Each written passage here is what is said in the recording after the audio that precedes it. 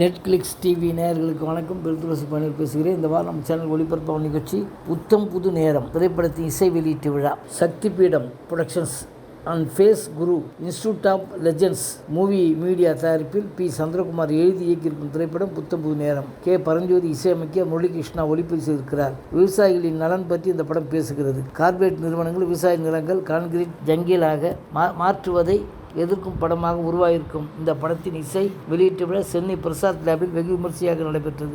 ஒட்டுமொத்த படக்குழுவினர் கலந்து கொண்டு விழாவை சிறப்பித்தனர். இந்த நிகழ்வினில் இயக்குனர் சந்திரகுமார் பேசும்போது, 35 வருடங்களாக சென்னையில் தான் வசிக்கிறேன். பிளாக் அண்ட் ஒயிட் சினிமாவில் இருந்து கலர் தற்போது டிஜிட்டல் சினிமா வரை வந்து நிற்பது மகிழ்ச்சி.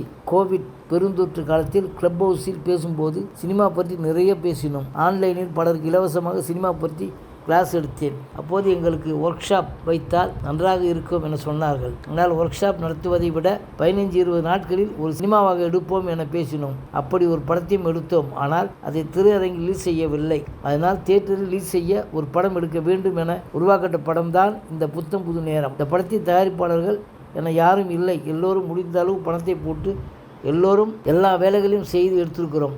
இந்த படத்தின் மூலம் லட்சங்கள் கோடி சம்பாதிக்க வேண்டும் என்ற நோக்கமில்லை.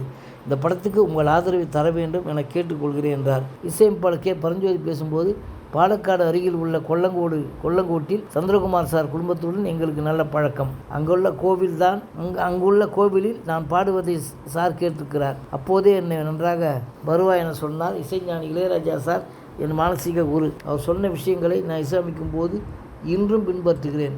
சந்திரகுமார் சார் நன்றாக டியூன்ஸ் கேட்டு வாங்குவார். 1988 அவர் படத்துக்கு இசையமைத்த போது என் இசையை கேட்டுவிட்டு படத்தின் தயாரிப்பாளர் கிருஷ்ணகுமார் துபாயிலிருந்து எனக்கு ஒரு கீபோர்டு வாங்கி அன்பளிப்பாக தந்தார். இப்போது என்னுடைய 70வது வயதில் இந்த படத்துக்கு இசையமைத்திருக்கிறேன். என் பிறந்த நாளன்று இந்த இசை வெளியீட்டு விழாவை ஏற்பாடு செய்திருக்கிறார்கள். இயக்குனர் சந்திரகுமார் சார் அவருக்கு படக்குழுவினருக்கும் நன்றி என்றார்.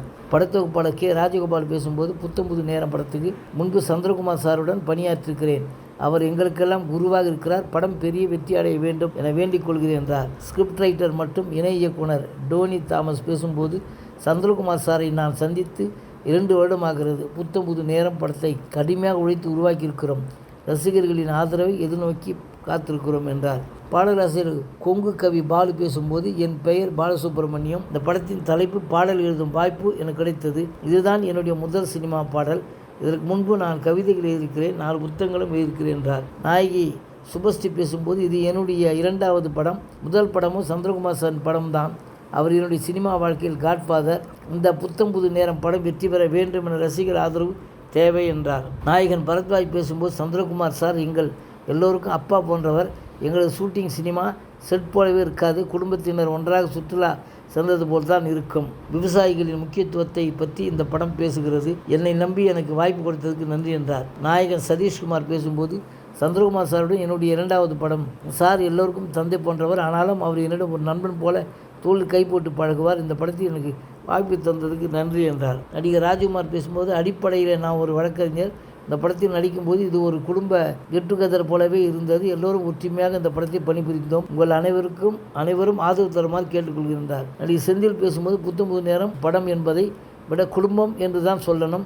இந்த படத்தில் ஒவ்வொரு முறையும் ஒவ்வொரு வேலையை எடுத்து செய்தோம். இந்த குடும்பம் 2026 5 திரைப்படங்கள் எடுக்கப் போகிறோம் என்பதை சக்தி பீடம் சார்பில் பெருமையுடன் தெரிவித்துக் கொள்கிறேன் என்றார். நடிகர் ரஷ்யா பேசும்போது, என் வாழ்க்கையில் இப்படி ஒரு மனிதரை சந்தித்ததிலே ஒரு அப்பாவாக குருவாக வழிகாட்டியாக இருந்துள்ளார். நான் மாலத்தீவில் இருந்து நடிக்க வந்திருக்கிறேன். இந்த அளவுக்கு நான் நடிக்க காரணம் சார் தான். இந்த குழுவுடன் இன்னும் பல படங்கள் பணிபுரிய ஆசை என்றார். பாடகி மாதங்கி அஜித்குமார் பேசும்போது, இந்த படத்தில் பாட எனக்கு வாய்ப்பு கிடைத்ததில் ரொம்பவே பெருமை. நான் இதுவரை 25 பாடல்களை பாடியிருக்கிறேன். கேஜே ஜேசுதாஸ், மது பாலகிருஷ்ணன் போன்ற லெஜெண்ட்ஸ் உடன் பாடியிருக்கிறேன். இந்த இடத்தில் வத்தல உண்டு கன்னி மாங்கா என 2 பாடல்களை பாடியிருக்கிறேன். வாய்ப்பு தந்த இசையமைப்பாளர் பரஞ்சோதி சாருக்கும் இயக்குனர் சந்திரகுமார் சாருக்கும் நன்றி என்றார். நன்றி, வணக்கம். அடுத்த வாரம் வேறு ஒரு திரைப்படத்தோட செய்தியோடு உங்களை சந்திக்கிறேன்.